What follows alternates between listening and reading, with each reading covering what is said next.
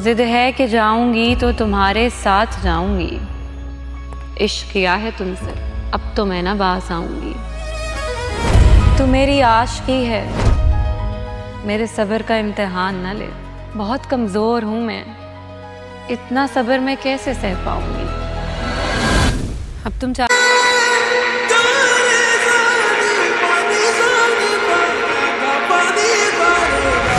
मुझे हैरान होना पसंद है और उससे ज्यादा हैरान करना। अस्सलाम वालेकुम नाजरीन, आप सबको एक बार फिर खुशामदीद। आज हम बात करने जा रहे हैं एक ऐसी आने वाली कहानी के तीसरे पेश मंजर की जिसने अपने चंद ही लम्हों में मोहब्बत, जुदाई, जिद, बेबसी, कैद, खौफ, दुश्मनी और बदले की ऐसी झलक दिखा दी है कि देखने वाले ये सोचने पर मजबूर हो गए हैं कि आखिर आने वाली कहानी में होने क्या वाला है। इस पेश मंजर में एक तरफ मोहब्बत की इंतहा दिखाई गई है, जहां एक लड़की साफ कहती है कि अगर वो जाएगी तो अपने महबूब के साथ जाएगी। वो कहती है, जिद है कि जाऊंगी तो तुम्हारे साथ जाऊंगी। फिर इसी मोहब्बत को मजीद वाज़े करते हुए वो कहती है, इश्क क्या है तुमसे, अब तो मैं ना बाज आऊंगी। इन अल्फाज से साफ महसूस होता है कि इस किरदार के दिल में मोहब्बत अब सिर्फ एक एहसास नहीं रही, बल्कि एक ऐसी ख्वाहिश बन चुकी है जिससे वो किसी सूरत पीछे हटने के लिए तैयार नहीं। लेकिन कहानी यहाँ ख़त्म नहीं होती, क्योंकि दूसरी तरफ हमें ऐसे हालात दिखाई देते हैं जहाँ मोहब्बत के साथ साथ खौफ भी है, जुदाई भी है और एक ऐसा राज भी महसूस होता है जिसका ताल्लुक दाऊद से है। और फिर अचानक कहानी का रुख बदल जाता है। एक तरफ कहा जाता है, तू मेरी आशिकी है, मेरे सब्र का इम्तिहान न ले, और दूसरी तरफ एक बेबस आवाज़ सुनाई देती है, बहुत कमज़ोर हूं मैं, इतना सब्र मैं कैसे सह पाऊंगी। ये अल्फाज हमें बताते हैं कि आने वाली कहानी में मोहब्बत करने वालों के लिए रास्ता बिल्कुल आसान नहीं होगा। सबसे पहले जिस बात पर तवज्जो जाती है वो है लड़की की जिद। वो कहती है, जिद है कि जाऊंगी तो तुम्हारे साथ जाऊंगी। ये सिर्फ एक आम जुमला नहीं है, इस एक जुमले में पूरा किरदार छुपा हुआ है। वो लड़की जिस शख्स से मोहब्बत करती है अब इससे दूर रहने का तसव्वुर भी नहीं कर पा रही। इसके लिए रास्ता अहम नहीं रहा, जगह अहम नहीं रही, लोग क्या कहेंगे ये भी अहम नहीं रहा। इसके लिए सबसे अहम सिर्फ वो शख्स है जिसे वो अपना महबूब समझती है।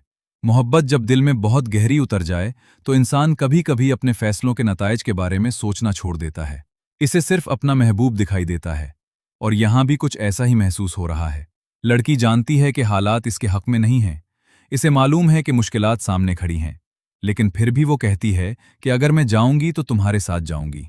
ये जिद आने वाली कहानी में बहुत बड़ा किरदार अदा कर सकती है, क्योंकि यही जिद आगे चलकर मोहब्बत को मजबूत भी कर सकती है और मुसीबत भी पैदा कर सकती है। इसके बाद वो कहती है, इश्क क्या है तुमसे। यहां मोहब्बत अपनी पूरी शिद्दत के साथ सामने आती है। यहां कोई छुपाव नहीं, कोई झिझक नहीं, कोई खौफ नहीं। वो अपने दिल की बात साफ कह रही है। लेकिन इसके बाद आने वाले अल्फाज बहुत ज्यादा अहम हैं। अब तो मैं ना बाज आऊंगी, यानी अब वो पीछे हटने के लिए तैयार नहीं। अब अगर इस मोहब्बत के रास्ते में कोई रुकावट आएगी तो वो इसका मुकाबला करेगी। लेकिन यही मुकाम कहानी को खतरनाक भी बनाता है, क्योंकि अगर एक इंसान पूरी शिद्दत से मोहब्बत कर रहा हो और दूसरा इंसान किसी मजबूरी की वजह से उसे कबूल ना कर सके तो दोनों के दरमियान बहुत बड़ा तसादुम पैदा हो सकता है। यही तसादुम आने वाली कहानी की बुनियाद बन सकता है। अब हम दूसरे किरदार की तरफ आते हैं। वो कहता है, तू मेरी आशिकी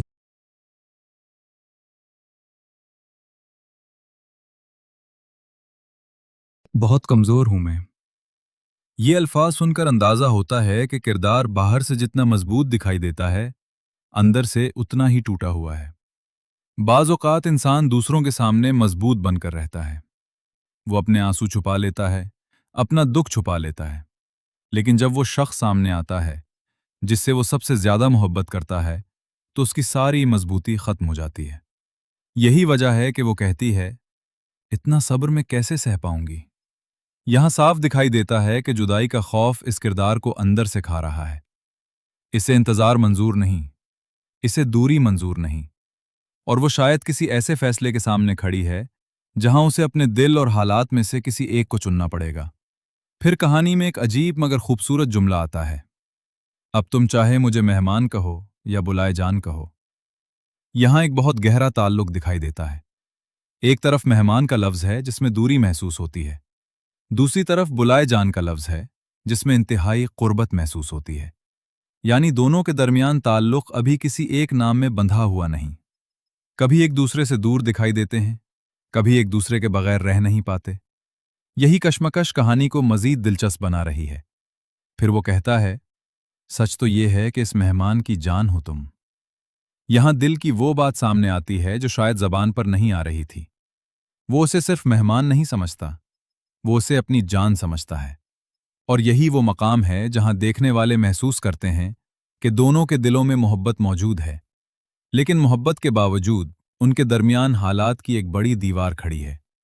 ये दीवार कौन बनाता है? क्या कोई दूसरा शख्स? क्या कोई पुराना वाकया? या फिर कोई ऐसा राज जिसके बारे में अभी हमें कुछ मालूम नहीं? ये सवाल आने वाली कहानी के लिए बहुत अहम है। एक और बहुत अहम बात सामने आती है। ये दिन जो मैंने इसके साथ गुजारे हैं, तो इसमें उसने मेरा दिल जीत लिया। ये जुमला बताता है कि मोहब्बत शायद एकदम पैदा नहीं हुई। वक्त के साथ साथ दोनों एक दूसरे को समझने लगे। पहले शायद सिर्फ एक ताल्लुक था, फिर साथ रहने का मौका मिला, फिर एक दूसरे की आदत हुई, फिर दिल करीब आया और आखिरकार मोहब्बत पैदा हो गई। ऐसी मोहब्बत जब पैदा होती है तो उसे ख़त्म करना बहुत मुश्किल होता है। इसीलिए जब जुदाई का वक्त आता है तो तकलीफ कई गुना बढ़ जाती है। लेकिन फिर कहानी एकदम खतरनाक रुख इख्तियार करती है। एक किरदार कहता है, मैं इसे जबरी कैद कहूंगी। ये बहुत बड़ा इल्ज़ाम है, क्योंकि जिस जगह एक शख्स मोहब्बत या हिफाजत समझ रहा हो, वही जगह दूसरे के लिए कैद बन सकती है। यहां दोनों की सोच एक दूसरे से बिल्कुल मुख्तलिफ है। एक शख्स शायद कहता हो कि मैं तुम्हें महफूज रख रहा हूं, दूसरा कहता हो कि तुम मुझे आज़ादी नहीं दे रहे। और जब किसी रिश्ते में आज़ादी खत्म हो जाए तो मोहब्बत भी खौफ में तब्दील हो सकती है। यही वजह है कि इस आने वाली कहानी में कैद का मामला बहुत अहम हो सकता है। इसके बाद दाऊद का जिक्र आता है। याद रखना मेरी एक बात, मेरे दाऊद को नुकसान पहुंचाने का सोचना भी मत। ये अल्फाज सुनकर अंदाजा होता है कि दाऊद इस कहानी का एक बहुत अहम किरदार है। वो सिर्फ एक आम इंसान नहीं लगता, इसके गिर्द खतरा मुंडला रहा है, और एक किरदार इसके तहफ़्फ़ुज़ के लिए किसी भी हद तक जाने को तैयार है। लेकिन सवाल यह है कि दाऊद को नुकसान कौन पहुंचाना चाहता है और क्यों? क्या दाऊद का किसी पुराने वाक़े से ताल्लुक़ है? क्या किसी को दाऊद आखिर वो शख्स चाहता क्या है? क्या वो मोहब्बत चाहता है? क्या वो किसी को सजा देना चाहता है? क्या वो अपने माजी का बदला लेना चाहता है? या फिर वो किसी ऐसी हकीकत को सामने लाना चाहता है जिसे सबसे छुपाया जा रहा है? पेश मंजर हमें सिर्फ सवाल देता है, जवाब नहीं देता, और यही चीज नाजरीन को अगली किस्त के इंतजार में रखती है। और फिर आखिर में एक लफ्ज पूरी कहानी का रख बदल देता है, बदला। सिर्फ एक लफ्ज, लेकिन इस लफ्ज में पूरी कहानी का राज छिपा हुआ महसूस होता है। बदला हमेशा किसी न किसी पुरानी तकलीफ से पैदा होता है। कोई जख्म, कोई धोखा, कोई जुल्म, कोई छुपा हुआ वाकया, या कोई ऐसा नुकसान जिसे इंसान भूल नहीं पाता। और फिर कहा जाता है, अब तुम्हारी बारी है। ये जुमला बहुत खतरनाक है। इसका मतलब साफ है कि जिस शख्स ने कभी किसी दूसरे को तकलीफ दी थी, अब वो खुद इसी तकलीफ का सामना करेगा। यानी बदला लेने वाला सिर्फ बदला नहीं चाहता, वो सामने वाले को वही दर्द महसूस करवाना चाहता है। अब अगर पूरी कहानी को एक साथ देखा जाए तो दो ताकतें एक दूसरे के सामने खड़ी हैं। एक तरफ मोहब्बत है और दूसरी तरफ बदला। मोहब्बत कहती है, मैं तुम्हारे साथ जाऊंगी, और बदला कहता है, अब तुम्हारी बारी है। मोहब्बत कहती है, तुम मेरी जान हो, और दुश्मनी कहती है, मैं तुम्हें वो दर्द दूंगा जिससे मैं गुजरा हूं। यही ताजाद आने वाली कहानी को इंतहाई जज्बाती बना सकता है। अब सबसे अहम सवाल दाऊद के बारे में है। क्या दाऊद इस कहानी का शिकार है, या फिर इसके माजी में कोई ऐसा राज मौजूद है जिसकी वजह से कोई शख्स उससे बदला लेना चाहता है? अभी हमारे पास मुकम्मल जवाब नहीं, लेकिन पेश मंजर में दाऊद के हवाले से जो शदीद जज्बात दिखाए गए हैं, इनसे इतना जरूर अंदाजा होता है कि दाऊद आने वाली कहानी के मरकज में रह सकता है। मुमकिन है उसके खिलाफ कोई साजिश हो, मुमकिन है किसी का पुराना हिसाब हो, और मुमकिन है कि दाऊद खुद भी आने वाले हालात से बेखबर हो। अब अगर हम अंदाजा लगाएं कि आगे क्या हो सकता है, तो कई इम्कानात सामने आते हैं। सबसे पहले दाऊद को किसी बड़े खतरे का सामना हो सकता है। दूसरा, कैद में मौजूद किरदार आज़ादी हासिल करने की कोशिश कर सकता है। तीसरा, मोहब्बत करने वाले किरदारों के दरमियान बड़ा फैसला हो सकता है। चौथा, किसी पुराने राज से पर्दा उठ सकता है। اور پانچواں بدلہ لینے والے شخص کی اصل وجہ سامنے آ سکتی ہے۔ اگر ایسا ہوتا ہے تو پوری کہانی کی سمت بدل سکتی ہے۔ ذرا تصور کریں، ایک شخص جسے آپ اپنی جان سمجھتے ہیں وہی آپ کے لیے مصیبت بن جائے۔ جس کے لیے آپ دنیا سے لڑنے کے لیے تیار ہوں وہی آپ کو قید کر دے۔ جس داؤد کو بچانے کے لیے ایک کردار سب کچھ قربان کرنے کو تیار ہو، شاید اسی داؤد کے ماضی میں کوئی ایسی حقیقت ہو جس کا کسی کو علم نہیں۔ یہی وہ مقام ہے جہاں کہانی بہت زیادہ جذباتی ہو سکتی ہے۔ میرے خیال میں آنے والی کہانی کا سب سے بڑا سوال یہی ہوگا کہ آخر بدلہ کس بات کا لیا جا رہا ہے۔ اگر یہ سوال حل ہو گیا تو کئی دوسرے سوالوں کے جواب بھی سامنے آ جائیں گے، کیونکہ بدلہ کبھی بغیر وجہ کے نہیں ہوتا۔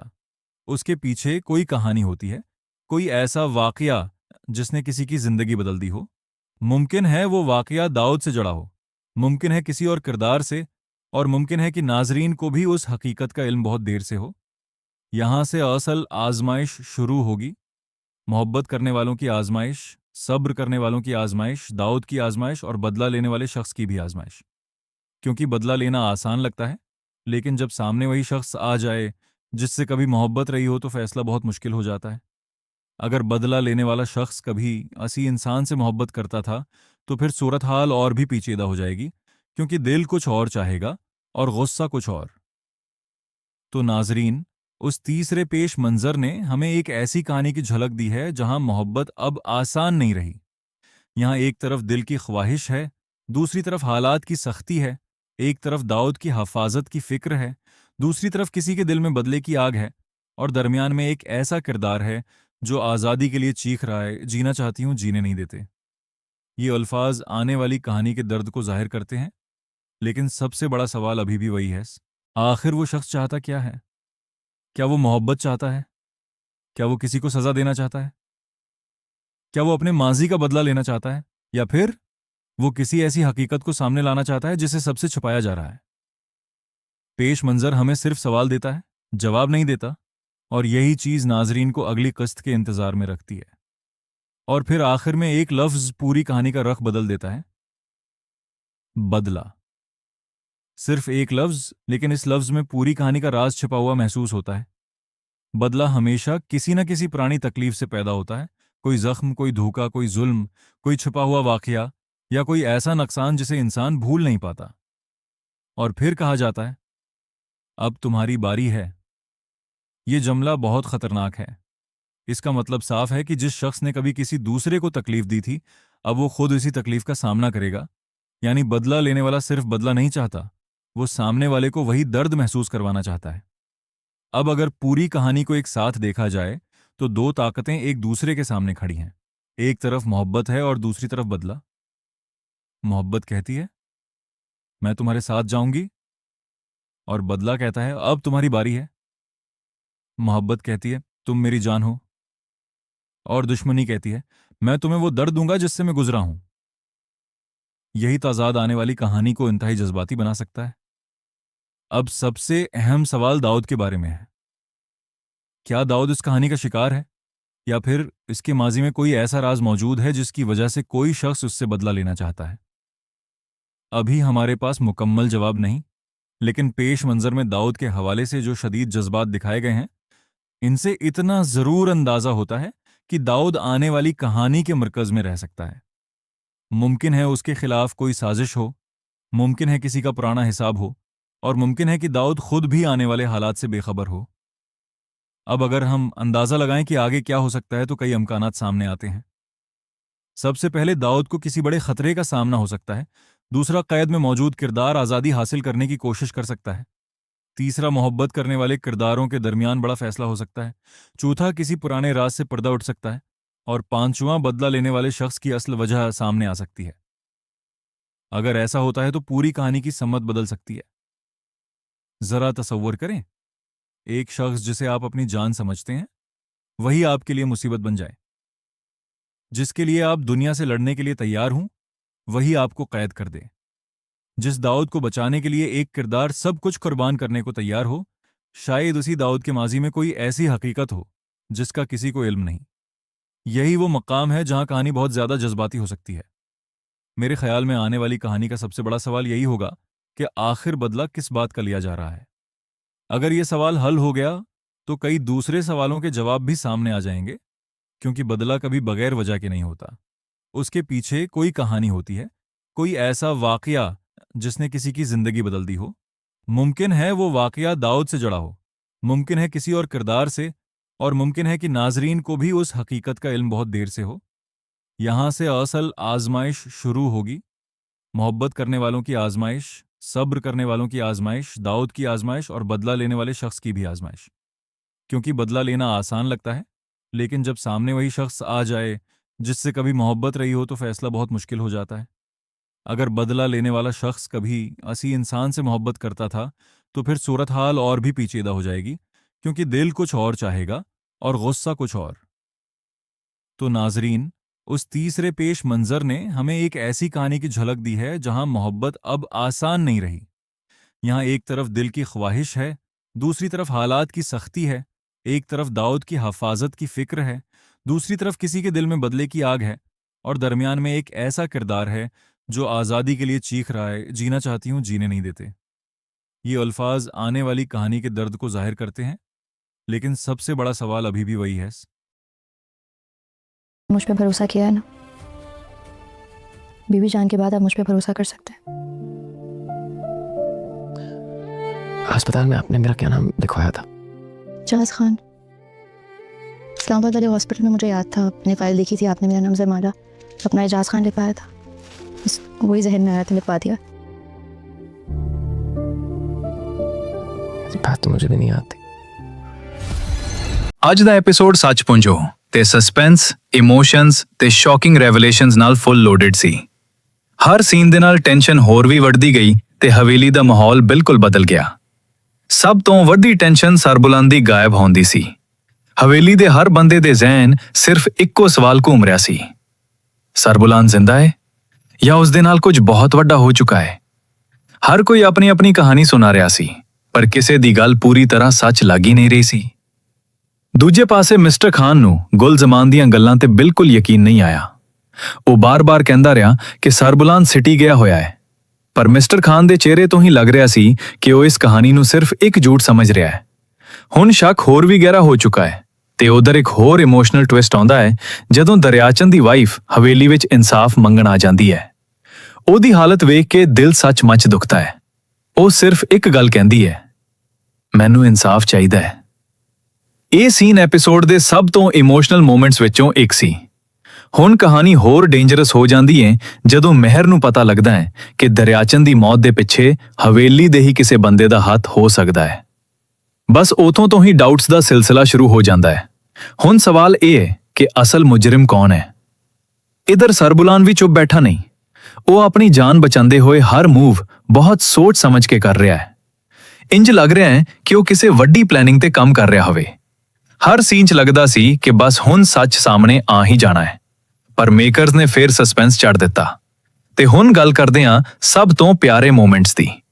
ਜ਼ਰਮਾਲਾ ਤੇ ਸਰਬੁਲੰਦ ਦੇ ਸੀਨਸ ਨੇ ਪੂਰੇ ਐਪੀਸੋਡ ਦਾ ਮੂਡ ਹੀ ਚੇਂਜ ਕਰ ਦਿੱਤਾ। ਇੰਜ ਲੱਗ ਰਿਹਾ ਸੀ ਕਿ ਮੁਸ਼ਕਿਲ ਹਾਲਾਤਾਂ ਵਿੱਚ ਵੀ ਦੋਨੋਂ ਇੱਕ ਦੂਜੇ ਨੂੰ ਹਿੰਮਤ ਦੇ ਰਹੇ ਨੇ। ਚਾਏ ਵਾਲੀ ਹਲਕੀ ਫੁਲਕੀ ਕਨਵਰਸੇਸ਼ਨ ਨੇ ਇਮੋਸ਼ਨਲ ਐਟਮੋਸਫੀਅਰ ਨੂੰ ਥੋੜਾ ਹਲਕਾ ਜ਼ਰੂਰ ਕੀਤਾ ਤੇ ਸਮਾਈਲ ਵੀ ਲੈ ਆਈ। ਪਰ ਦੋਸਤੋ, ਅਸਲੀ ਗੇਮ ਹੁਣ ਸ਼ੁਰੂ ਹੋਣ ਵਾਲੀ ਹੈ। ਮਿਸਟਰ ਖਾਨ ਹੁਣ ਖੁੱਲ ਕੇ ਸਰਬੁਲੰਦ ਦੇ ਪਿੱਛੇ ਲੱਗ ਚੁੱਕਾ ਹੈ। ਉਹਦੇ ਆਰਡਰਸ ਵੀ ਕਲੀਅਰ ਨੇ, ਸਰਬੁਲੰਦ ਮਿਲਣਾ ਚਾਹੀਦਾ, ਚਾਹੇ ਜ਼ਿੰਦਾ ਆ। ਬਸ ਇੱਥੇ ਹੀ ਕਹਾਣੀ ਹੋਰ ਡੇਂਜਰਸ ਮੋੜ ਤੇ ਖੜੀ ਹੁੰਦੀ ਹੈ। ਹੁਣ ਸਭ ਤੋਂ ਵੱਡਾ ਸਵਾਲ, ਸਰਬੁਲੰਦ ਕਿੱਥੇ ਲੁਕਿਆ ਹੋਇਆ ਹੈ? ਗੁਲਜ਼ਮਾਨ ਸੱਚ ਬੋਲ ਰਿਹਾ ਹੈ ਜਾਂ ਸਭ ਨੂੰ ਬੇਵਕੂਫ ਬਣਾ ਰਿਹਾ ਹੈ? ਦਰਿਆਚੰਦ ਦੇ ਅਸਲ ਕਾਤਿਲ ਦਾ ਨਾਮ ਕਦੋਂ ਸਾਹਮਣੇ ਆਏਗਾ? ਤੇ ਜਦੋਂ ਸਰਬੁਲੰਦ ਵਾਪਸ ਹਵੇਲੀ ਆਏਗਾ, ਕਿ ਸੱਚ ਦਾ ਧਮਾਕਾ ਹੋਵੇਗਾ ਜਾਂ ਹੋਰ ਵੀ ਖੂਨ ਖਰਾਬਾ? ਮੇਰੇ ਹਿਸਾਬ ਨਾਲ ਅੱਜ ਦਾ ਐਪੀਸੋਡ ਸਸਪੈਂਸ ਤੇ ਇਮੋਸ਼ਨਸ ਦੋਨੋਂ ਤਰਫੋਂ ਬਹੁਤ ਸਟਰੋਂਗ ਸੀ। ਸਟੋਰੀ ਸਲੋ ਨਹੀਂ ਲੱਗੀ, ਬਲਕਿ ਹਰ ਸੀਨ ਅਗਲੇ ਟ੍ਰਿਸਟ ਦੀ ਤਿਆਰੀ ਕਰ ਰਿਹਾ ਸੀ। ਜੇ ਅਗਲੇ ਐਪੀਸੋਡ ਵਿੱਚ ਸਰਬੁਲੰਦ ਸੱਚ ਸਾਹਮਣੇ ਲੈ ਆਇਆ ਤਾਂ ਡਰਾਮਾ ਹੋਰ ਵੀ ਇੰਟਰਸਟਿੰਗ ਹੋ ਜਾਣ ਵਾਲਾ ਹੈ। ਤੁਸੀਂ ਜ਼ਰੂਰ ਕਮੈਂਟ ਕਰਕੇ ਦੱਸੋ, ਤੁਹਾਡੇ ਹਿਸਾਬ ਨਾਲ ਅਸਲੀ ਵਿਲਨ ਕੌਣ ਹੈ ਤੇ ਕੀ ਸਰਬੁਲੰਦ ਆਪਣੇ ਦੁਸ਼ਮਣਾਂ ਨੂੰ ਮਾਤ ਦੇ ਸਕੇਗਾ? ਵੀਡੀਓ ਚੰਗੀ ਲੱਗੀ ਹੋਵੇ ਤਾਂ ਲਾਈਕ ਜ਼ਰੂਰ ਕਰੋ, ਚੈਨਲ ਨੂੰ ਸਬਸਕ੍ਰਾਈਬ ਕਰੋ ਤੇ ਬੈਲ ਆਈਕਨ ਦਬਾਉਣਾ ਨਾ ਭੁੱਲਣਾ, ਕਿਉਂਕਿ ਅਸੀਂ ਹਰ ਨਵੀਂ ਐਪੀਸੋਡ ਦਾ ਰਿਵਿਊ ਸਭ ਤੋਂ ਪਹਿਲਾਂ ਲੈ ਕੇ ਆਉਂਦੇ ਹਾਂ। ਅੱਲਾ ਹਾਫਿਜ਼, ਮਿਲਦੇ ਹਾਂ ਨੈਕਸਟ ਰਿਵਿਊ ਵਿੱਚ। मैं तो गई नौकरी से। वो जमीला तो कह रही थी, वो तो कह रही थी तुम घर छोड़ के चली गई हो। मैं क्यों घर छोड़ कर जाऊंगी? मेरा इतना फर्माबरदार बच्चा है, मेरे पैरों को हाथ लगाकर उसने इजाजत मांगी है मुझसे। ये कैसे हो सकता है कि वो दूसरी शादी करना चाहे? मैं इतनी बुरी बीवी तो नहीं हूँ। इतनी जहालत, काश कि थोड़ी सी भी पढ़ी लिखी होती तुम नाज की तरह। ठीक कह रही हैं, हीरा दिल तो है, लेकिन हीरा कभी पिघलता नहीं। जुम्मे को निकाह करना, आप शिरकत करेंगी ना?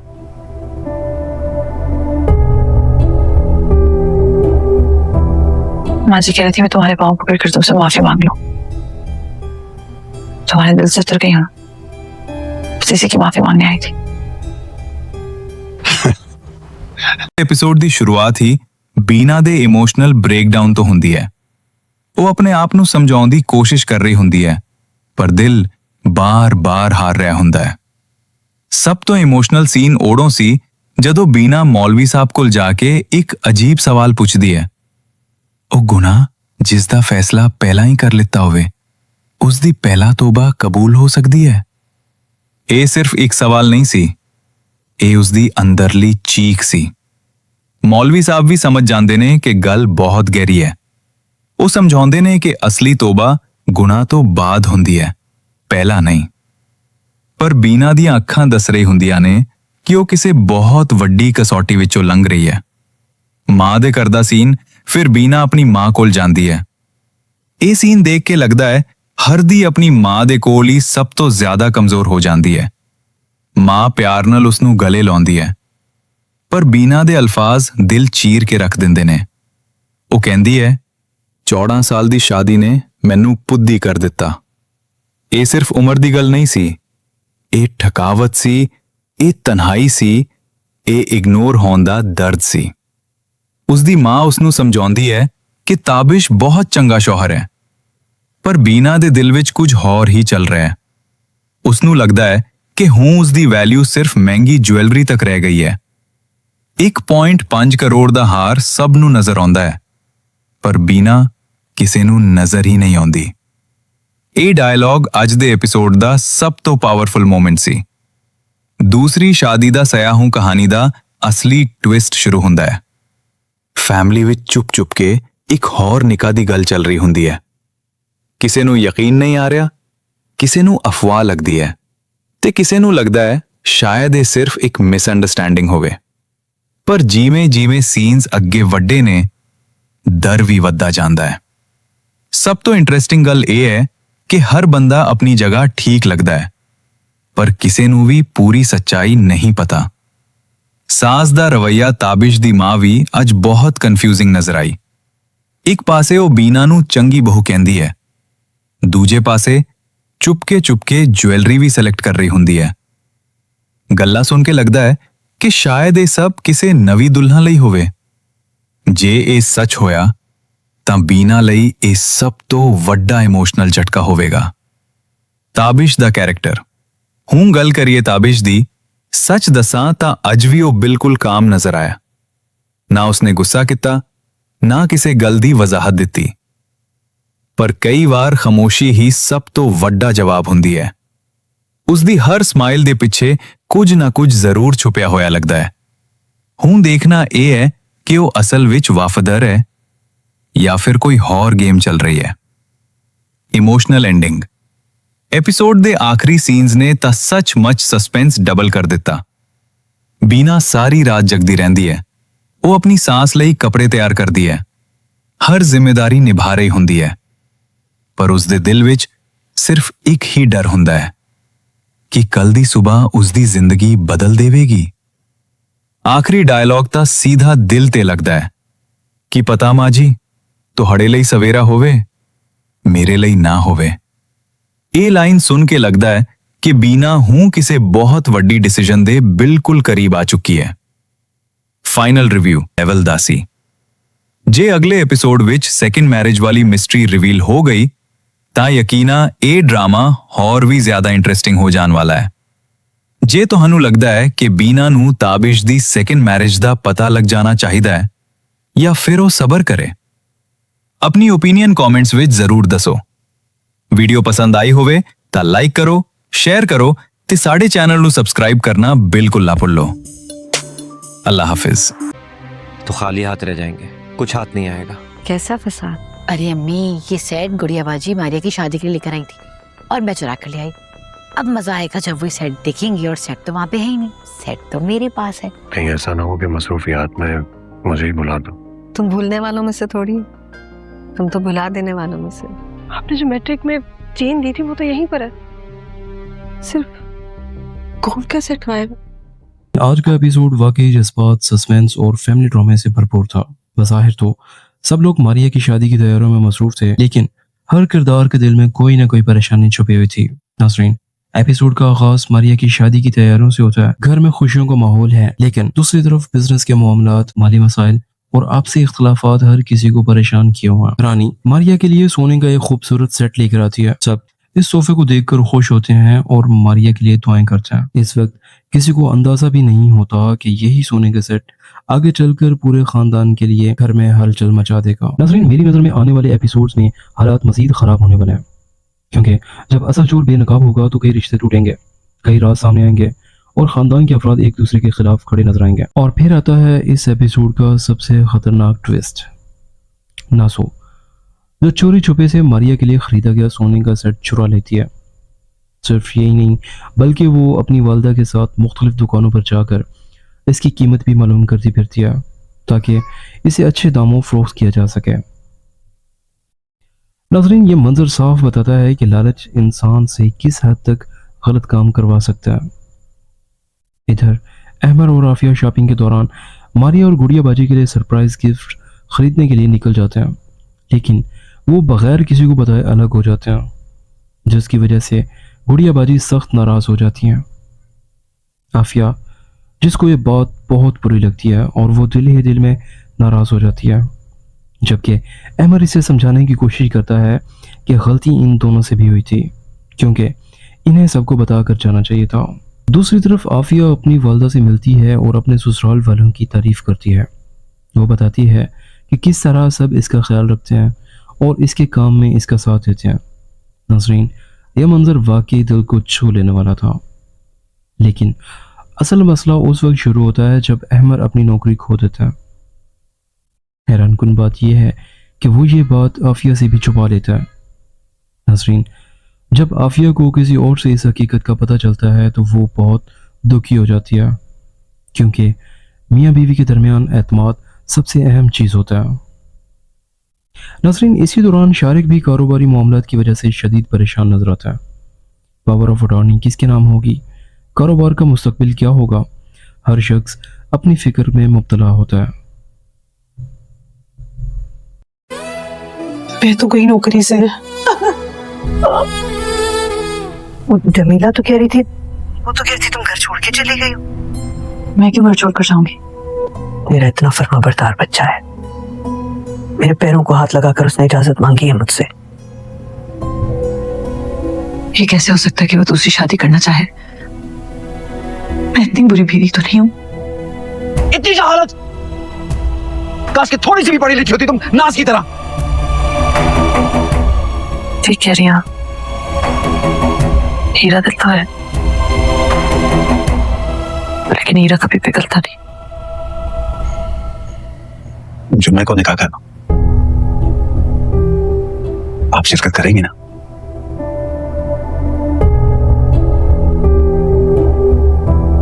माँ जी कह रही थी मैं तुम्हारे पाँव पकड़ कर तुमसे माफी मांग लूं। तुम्हारे दिल से उतर गई हूँ, इसी की माफी मांगने आई थी। एपिसोड ਦੀ ਸ਼ੁਰੂਆਤ ਹੀ ਬੀਨਾ ਦੇ ਇਮੋਸ਼ਨਲ ਬ੍ਰੇਕਡਾਊਨ ਤੋਂ ਹੁੰਦੀ ਹੈ। ਉਹ ਆਪਣੇ ਆਪ ਨੂੰ ਸਮਝਾਉਣ ਦੀ ਕੋਸ਼ਿਸ਼ ਕਰ ਰਹੀ ਹੁੰਦੀ ਹੈ, ਪਰ ਦਿਲ ਬਾਰ-ਬਾਰ ਹਾਰ ਰਿਹਾ ਹੁੰਦਾ ਹੈ। ਸਭ ਤੋਂ ਇਮੋਸ਼ਨਲ ਸੀਨ ਉਦੋਂ ਸੀ ਜਦੋਂ ਬੀਨਾ ਮੌਲਵੀ ਸਾਹਿਬ ਕੋਲ ਜਾ ਕੇ ਇੱਕ ਅਜੀਬ ਸਵਾਲ ਪੁੱਛਦੀ ਹੈ। ਉਹ ਗੁਨਾਹ ਜਿਸ ਦਾ ਫੈਸਲਾ ਪਹਿਲਾਂ ਹੀ ਕਰ ਲਿੱਤਾ ਹੋਵੇ, ਉਸ ਦੀ ਪਹਿਲਾ ਤੋਬਾ ਕਬੂਲ ਹੋ ਸਕਦੀ ਹੈ? ਇਹ ਸਿਰਫ ਇੱਕ ਸਵਾਲ ਨਹੀਂ ਸੀ, ਇਹ ਉਸ ਦੀ ਅੰਦਰਲੀ ਚੀਖ ਸੀ। ਮੌਲਵੀ ਸਾਹਿਬ ਵੀ ਸਮਝ ਜਾਂਦੇ ਨੇ ਕਿ ਗੱਲ ਬਹੁਤ ਗਹਿਰੀ ਹੈ। ਉਹ ਸਮਝਾਉਂਦੇ ਨੇ ਕਿ ਅਸਲੀ ਤੋਬਾ ਗੁਨਾਹ ਤੋਂ ਬਾਅਦ ਹੁੰਦੀ ਹੈ, ਪਹਿਲਾਂ ਨਹੀਂ। ਪਰ ਬੀਨਾ ਦੀਆਂ ਅੱਖਾਂ ਦੱਸ ਰਹੀ ਹੁੰਦੀਆਂ ਨੇ ਕਿ ਉਹ ਕਿਸੇ ਬਹੁਤ ਵੱਡੀ ਕਸੌਟੀ ਵਿੱਚੋਂ ਲੰਘ ਰਹੀ ਹੈ। ਮਾਂ ਦੇ ਘਰ ਦਾ ਸੀਨ, ਫਿਰ ਬੀਨਾ ਆਪਣੀ ਮਾਂ ਕੋਲ ਜਾਂਦੀ ਹੈ। ਇਹ ਸੀਨ ਦੇਖ ਕੇ ਲੱਗਦਾ ਹੈ ਹਰਦੀ ਆਪਣੀ ਮਾਂ ਦੇ ਕੋਲ ਹੀ ਸਭ ਤੋਂ ਜ਼ਿਆਦਾ ਕਮਜ਼ੋਰ ਹੋ ਜਾਂਦੀ ਹੈ। ਮਾਂ ਪਿਆਰ ਨਾਲ ਉਸ ਨੂੰ ਗਲੇ ਲਾਉਂਦੀ ਹੈ, ਪਰ ਬੀਨਾ ਦੇ ਅਲਫਾਜ਼ ਦਿਲ ਚੀਰ ਕੇ ਰੱਖ ਦਿੰਦੇ ਨੇ। ਉਹ ਕਹਿੰਦੀ ਹੈ, 14 ਸਾਲ ਦੀ ਸ਼ਾਦੀ ਨੇ ਮੈਨੂੰ ਪੁੱਦੀ ਕਰ ਦਿੱਤਾ। ਇਹ ਸਿਰਫ ਉਮਰ ਦੀ ਗੱਲ ਨਹੀਂ ਸੀ, ਇਹ ਠਕਾਵਤ ਸੀ, ਇਹ ਤਨਹਾਈ ਸੀ, ਇਹ ਇਗਨੋਰ ਹੋਣ ਦਾ ਦਰਦ ਸੀ। ਉਸਦੀ ਮਾਂ ਉਸ ਨੂੰ ਸਮਝਾਉਂਦੀ ਹੈ ਕਿ ਤਾਬਿਸ਼ ਬਹੁਤ ਚੰਗਾ ਸ਼ੌਹਰ ਹੈ, ਪਰ ਬੀਨਾ ਦੇ ਦਿਲ ਵਿੱਚ ਕੁਝ ਹੋਰ ਹੀ ਚੱਲ ਰਿਹਾ ਹੈ। ਉਸ ਨੂੰ ਲੱਗਦਾ ਹੈ ਕਿ ਹੁਣ ਉਸਦੀ ਵੈਲਿਊ ਸਿਰਫ ਮਹਿੰਗੀ ਜੁਐਲਰੀ ਤੱਕ ਰਹਿ ਗਈ ਹੈ। 1.5 ਕਰੋੜ ਦਾ ਹਾਰ ਸਭ ਨੂੰ ਨਜ਼ਰ ਆਉਂਦਾ ਹੈ, ਪਰ ਬੀਨਾ ਕਿਸੇ ਨੂੰ ਨਜ਼ਰ ਹੀ ਨਹੀਂ ਆਉਂਦੀ। ਇਹ ਡਾਇਲੌਗ ਅੱਜ ਦੇ ਐਪੀਸੋਡ ਦਾ ਸਭ ਤੋਂ ਪਾਵਰਫੁਲ ਮੋਮੈਂਟ ਸੀ। ਦੂਸਰੀ ਸ਼ਾਦੀ ਦਾ ਸਯਾ ਹੂੰ ਕਹਾਣੀ ਦਾ ਅਸਲੀ ਟਵਿਸਟ ਸ਼ੁਰੂ ਹੁੰਦਾ ਹੈ। ਫੈਮਿਲੀ ਵਿੱਚ ਚੁੱਪ-ਚੁੱਪ ਕੇ ਇੱਕ ਹੋਰ ਨਿਕਾਹ ਦੀ ਗੱਲ ਚੱਲ ਰਹੀ ਹੁੰਦੀ ਹੈ। ਕਿਸੇ ਨੂੰ ਯਕੀਨ ਨਹੀਂ ਆ ਰਿਹਾ, ਕਿਸੇ ਨੂੰ ਅਫਵਾਹ ਲੱਗਦੀ ਹੈ, ਤੇ ਕਿਸੇ ਨੂੰ ਲੱਗਦਾ ਹੈ ਸ਼ਾਇਦ ਇਹ ਸਿਰਫ ਇੱਕ ਮਿਸਅੰਡਰਸਟੈਂਡਿੰਗ ਹੋਵੇ। ਪਰ ਜਿਵੇਂ-ਜਿਵੇਂ ਸੀਨਸ ਅੱਗੇ ਵੱਡੇ ਨੇ, ਡਰ ਵੀ ਵੱਧਦਾ ਜਾਂਦਾ ਹੈ। ਸਭ ਤੋਂ ਇੰਟਰਸਟਿੰਗ ਗੱਲ ਇਹ ਹੈ ਕਿ ਹਰ ਬੰਦਾ ਆਪਣੀ ਜਗ੍ਹਾ ਠੀਕ ਲੱਗਦਾ ਹੈ, ਪਰ ਕਿਸੇ ਨੂੰ ਵੀ ਪੂਰੀ ਸੱਚਾਈ ਨਹੀਂ ਪਤਾ। ਸਾਜ਼ ਦਾ ਰਵੱਈਆ ਤਾਬਿਸ਼ ਦੀ ਮਾਂ ਵੀ ਅੱਜ ਬਹੁਤ ਕਨਫਿਊਜ਼ਿੰਗ ਨਜ਼ਰ ਆਈ। ਇੱਕ ਪਾਸੇ ਉਹ ਬੀਨਾ ਨੂੰ ਚੰਗੀ ਬਹੂ ਕਹਿੰਦੀ ਹੈ, ਦੂਜੇ ਪਾਸੇ ਚੁਪਕੇ ਜੁਐਲਰੀ ਵੀ ਸਿਲੈਕਟ ਕਰ ਰਹੀ ਹੁੰਦੀ ਹੈ। ਗੱਲਾਂ ਸੁਣ ਕੇ ਲੱਗਦਾ ਹੈ ਕਿ ਸ਼ਾਇਦ ਇਹ ਸਭ ਕਿਸੇ ਨਵੀਂ ਦੁਲਹਨ ਲਈ ਹੋਵੇ। ਜੇ ਇਹ ਸੱਚ ਹੋਇਆ ਤਾਂ ਬੀਨਾ ਲਈ ਇਹ ਸਭ ਤੋਂ ਵੱਡਾ ਇਮੋਸ਼ਨਲ ਝਟਕਾ ਹੋਵੇਗਾ। ਤਾਬਿਸ਼ ਦਾ ਕੈਰੈਕਟਰ। ਹੁਣ ਗੱਲ ਕਰੀਏ ਤਾਬਿਸ਼ ਦੀ, ਸੱਚ ਦੱਸਾਂ ਤਾਂ ਅੱਜ ਵੀ ਉਹ ਬਿਲਕੁਲ ਕਾਮ ਨਜ਼ਰ ਆਇਆ। ਨਾ ਉਸਨੇ ਗੁੱਸਾ ਕੀਤਾ, ਨਾ ਕਿਸੇ ਗੱਲ ਦੀ ਵਜ਼ਾਹਤ ਦਿੱਤੀ। ਪਰ ਕਈ ਵਾਰ ਖਾਮੋਸ਼ੀ ਹੀ ਸਭ ਤੋਂ ਵੱਡਾ ਜਵਾਬ ਹੁੰਦੀ ਹੈ। ਉਸਦੀ ਹਰ ਸਮਾਈਲ ਦੇ ਪਿੱਛੇ ਕੁਝ ਨਾ ਕੁਝ ਜ਼ਰੂਰ ਛੁਪਿਆ ਹੋਇਆ ਲੱਗਦਾ ਹੈ। ਹੁਣ ਦੇਖਣਾ ਇਹ ਹੈ ਕਿ ਉਹ ਅਸਲ ਵਿੱਚ ਵਫਾਦਾਰ ਹੈ ਜਾਂ ਫਿਰ ਕੋਈ ਹੋਰ ਗੇਮ ਚੱਲ ਰਹੀ ਹੈ। Emotional ending. ਐਪੀਸੋਡ ਦੇ ਆਖਰੀ ਸੀਨਸ ਨੇ ਤਾਂ ਸੱਚਮੁੱਚ ਸਸਪੈਂਸ ਡਬਲ ਕਰ ਦਿੱਤਾ। ਬੀਨਾ ਸਾਰੀ ਰਾਤ ਜਗਦੀ ਰਹਿੰਦੀ ਹੈ। ਉਹ ਆਪਣੀ ਸਾਸ ਲਈ ਕੱਪੜੇ ਤਿਆਰ ਕਰਦੀ ਹੈ, ਹਰ ਜ਼ਿੰਮੇਵਾਰੀ ਨਿਭਾ ਰਹੀ ਹੁੰਦੀ ਹੈ, ਪਰ ਉਸਦੇ ਦਿਲ ਵਿੱਚ ਸਿਰਫ ਇੱਕ ਹੀ ਡਰ ਹੁੰਦਾ ਹੈ ਕਿ ਕੱਲ ਦੀ ਸਵੇਰ ਉਸਦੀ ਜ਼ਿੰਦਗੀ ਬਦਲ ਦੇਵੇਗੀ। ਆਖਰੀ ਡਾਇਲੌਗ ਤਾਂ ਸਿੱਧਾ ਦਿਲ ਤੇ ਲੱਗਦਾ ਹੈ ਕਿ ਪਤਾ ਮਾਂ ਜੀ, ਤੁਹਾਡੇ ਲਈ ਸਵੇਰਾ ਹੋਵੇ, ਮੇਰੇ ਲਈ ਨਾ ਹੋਵੇ।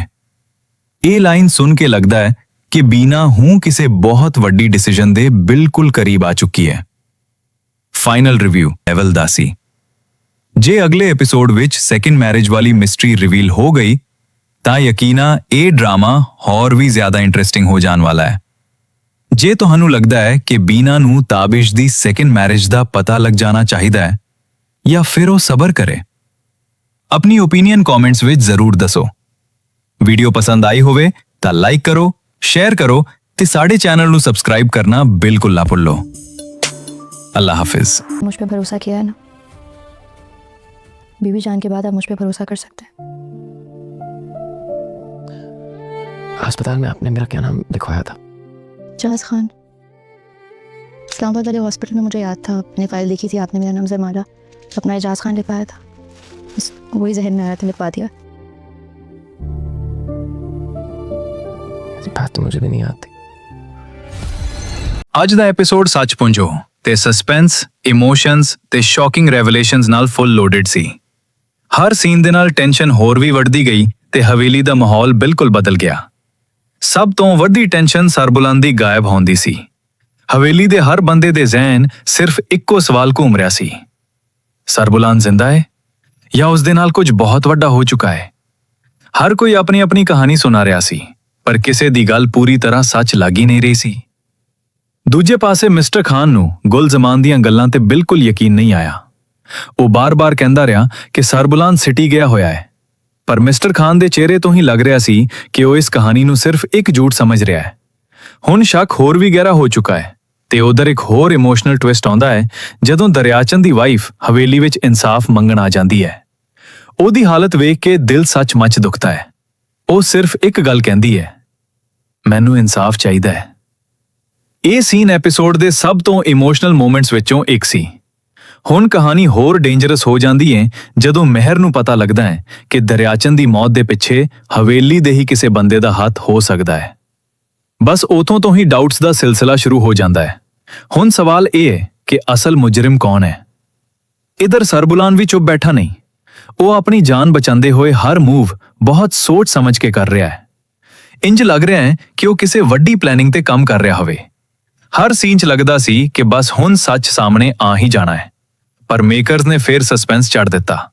ਤੇ ਹੁਣ ਗੱਲ ਕਰਦੇ ਹਾਂ ਸਭ ਤੋਂ ਪਿਆਰੇ ਮੋਮੈਂਟਸ ਦੀ। ਜ਼ਰਮਾਲਾ ਤੇ ਸਰਬੁਲਾਨ ਦੇ ਸੀਨਸ ਨੇ ਪੂਰੇ ਐਪੀਸੋਡ ਦਾ ਮੂਡ ਹੀ ਚੇਂਜ ਕਰ ਦਿੱਤਾ। ਇੰਜ ਲੱਗ ਰਿਹਾ ਸੀ ਕਿ ਮੁਸ਼ਕਿਲ ਹਾਲਾਤਾਂ ਵਿੱਚ ਵੀ ਦੋਨੋਂ ਇੱਕ ਦੂਜੇ ਨੂੰ ਹਿੰਮਤ ਦੇ ਰਹੇ ਨੇ। ਚਾय ਵਾਲੀ ਹਲਕੀ ਫੁਲਕੀ ਕਨਵਰਸੇਸ਼ਨ ਨੇ ਇਮੋਸ਼ਨਲ ਐਟਮੋਸਫੀਅਰ ਨੂੰ ਥੋੜਾ ਹਲਕਾ ਜ਼ਰੂਰ ਕੀਤਾ ਤੇ ਸਮਾਈਲ ਵੀ ਲੈ ਆਈ। ਪਰ ਦੋਸਤੋ, ਅਸਲੀ ਗੇਮ ਹੁਣ ਸ਼ੁਰੂ ਹੋਣ ਵਾਲੀ ਹੈ। ਮਿਸਟਰ ਖਾਨ ਹੁਣ ਖੁੱਲ ਕੇ ਸਰਬੁਲਾਨ ਦੇ ਪਿੱਛੇ ਲੱਗ ਚੁੱਕਾ ਹੈ। ਉਹਦੇ ਆਰਡਰਸ ਵੀ ਕਲੀਅਰ ਨੇ। ਸਰਬੁਲਾਨ ਮਿਲਣਾ ਚਾਹੀਦਾ, ਚਾਹੇ ਜ਼ਿੰਦਾ ਆ। ਬਸ ਇੱਥੇ ਹੀ ਕਹਾਣੀ ਹੋਰ ਡੇਂਜਰਸ ਮੋੜ ਤੇ ਖੜੀ ਹੁੰਦੀ ਹੈ। ਹੁਣ ਸਭ ਤੋਂ ਵੱਡਾ ਸਵਾਲ, ਸਰਬੁਲਾਨ ਕਿੱਥੇ ਲੁਕਿਆ ਹੋਇਆ ਹੈ? ਗੁਲਜ਼ਮਾਨ ਸੱਚ ਬੋਲ ਰਿਹਾ ਹੈ ਜਾਂ ਸਭ ਨੂੰ ਬੇਵਕੂਫ ਬਣਾ ਰਿਹਾ ਹੈ? ਦਰਿਆਚੰਦ ਦੇ ਅਸਲ ਕਾਤਿਲ ਦਾ ਨਾਮ ਕਦੋਂ ਸਾਹਮਣੇ ਆਏਗਾ? ਤੇ ਜਦੋਂ ਸਰਬੁਲਾਨ ਵਾਪਸ ਹਵੇਲੀ ਆਏਗਾ, ਕਿ ਸੱਚ ਦਾ ਧਮਾਕਾ ਹੋਵੇਗਾ ਜਾਂ ਹੋਰ ਵੀ ਖੂਨ ਖਰਾਬਾ?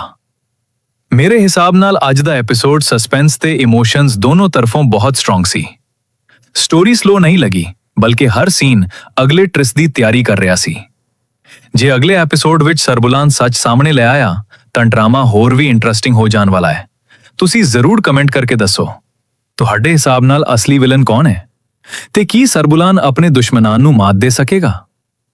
ਵੀਡੀਓ ਚੰਗੀ ਲੱਗੀ ਹੋਵੇ ਤਾਂ ਲਾਈਕ ਜ਼ਰੂਰ ਕਰੋ, ਚੈਨਲ ਨੂੰ ਸਬਸਕ੍ਰਾਈਬ ਕਰੋ ਤੇ ਬੈਲ ਆਈਕਨ ਦਬਾਉਣਾ ਨਾ ਭੁੱਲਣਾ, ਕਿਉਂਕਿ ਅਸੀਂ ਹਰ ਨਵੀਂ ਐਪੀਸੋਡ ਦਾ ਰਿਵਿਊ ਸਭ ਤੋਂ ਪਹਿਲਾਂ ਲੈ ਕੇ ਆਉਂਦੇ ਹਾਂ। ਅੱਲਾ ਹਾਫਿਜ਼, ਮਿਲਦੇ ਹਾਂ ਨੈਕਸਟ ਰਿਵਿਊ ਵਿੱਚ।